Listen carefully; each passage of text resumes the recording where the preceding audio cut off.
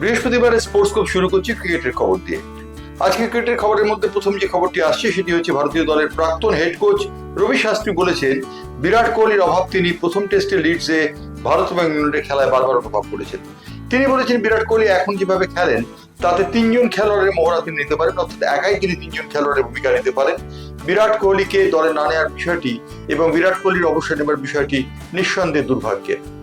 অন্যদিকে সৌরভ গঙ্গোপাধ্যায় তার একটি পডকাস্টে বলেছেন যে বিরাট কোহলি জানিয়েছেন তাকে যে তার সময় হয়ে গিয়েছিল, তাই জন্য তিনি অবসর নিয়েছেন।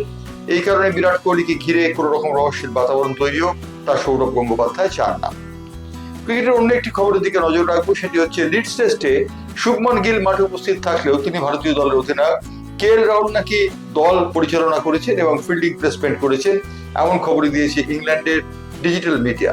ইংল্যান্ডের ডিজিটাল মিডিয়া লিখেছে যে শুভমন গিল অধিনায়ক হয়ে থাকলেও সেক্ষেত্রে কেএল রাহুল মাঠে সর্বময় কর্তৃত্ব নেন এবং কেএল রাহুল সম্পূর্ণ নিজের চেষ্টায় দল সাজান।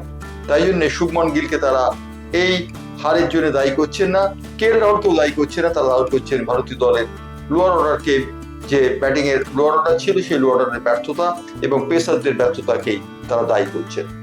হর্ষিত রানাকে এই পেসার দলে অন্তর্ভুক্ত করা হচ্ছে না, হর্ষিত রানা বাড়ি ফিরে আসছেন, অর্থাৎ হর্ষিত রানাকে আর নেওয়া হচ্ছে না। কুলদীপ যাদবকে দলে অন্তর্ভুক্ত করার জন্য জোরালো দাবি তুলেছেন প্রাক্তন খেলোয়াড়রা, সুতরাং কুলদীপ যাদব দ্বিতীয় টেস্টে এজবাস্টনে যা শুরু হবে তাতে দলভুক্ত হতে পারে। সৌরভ গাঙ্গুলির বায়োপিক নিয়ে একটি খবর রয়েছে। সৌরভ গাঙ্গুলির বায়োপিকে অভিনয় করছেন রাজকুমার রাও। তিনি জানিয়েছেন সৌরভের বায়োপিক অভিনয় করার জন্য তিনি যথেষ্ট নার্ভাস।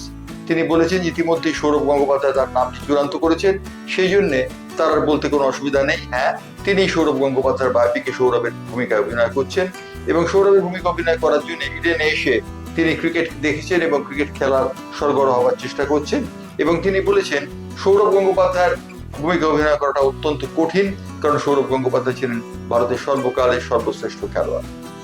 সৌরভ গঙ্গোপাধ্যায় যে ভারতের সর্বকালের সর্বশ্রেষ্ঠ খেলোয়াড় ছিলেন সেই বিষয়টি প্রতিভাত হয়েছে সম্প্রতি একটি দৈনিকের প্রতিবেদনে। সৌরভ আন্তর্জাতিক পর্যায়ে 38টি সেঞ্চুরি করেছেন। সৌরভ বলেছেন তিনি অনেক সেঞ্চুরির কাছাকাছি এসে ভরাডুবি ঘটিয়েছেন, অর্থাৎ তিনি আরো সেঞ্চুরি পেতে পারতেন কিন্তু সেঞ্চুরি তিনি পাননি। সেঞ্চুরি না পাওয়ার কারণে তিনি যে বিশ্ব ক্রিকেটে একটা ধারাবাহিকতা রেখেছিলেন সে বিষয়ে বলে দেওয়ার কোনো অপেক্ষা রাখে না, কিন্তু সেঞ্চুরি না পাওয়ার কারণে তিনি খানিকটা খলনায়কের ভূমিকা নিয়েছেন। অনেকগুলি সেঞ্চুরির ক্ষেত্রে 90-এর কারণে তিনি আউট হয়েছেন, সেই কথা স্বীকার করেছেন সৌরভ গঙ্গোপাধ্যায়।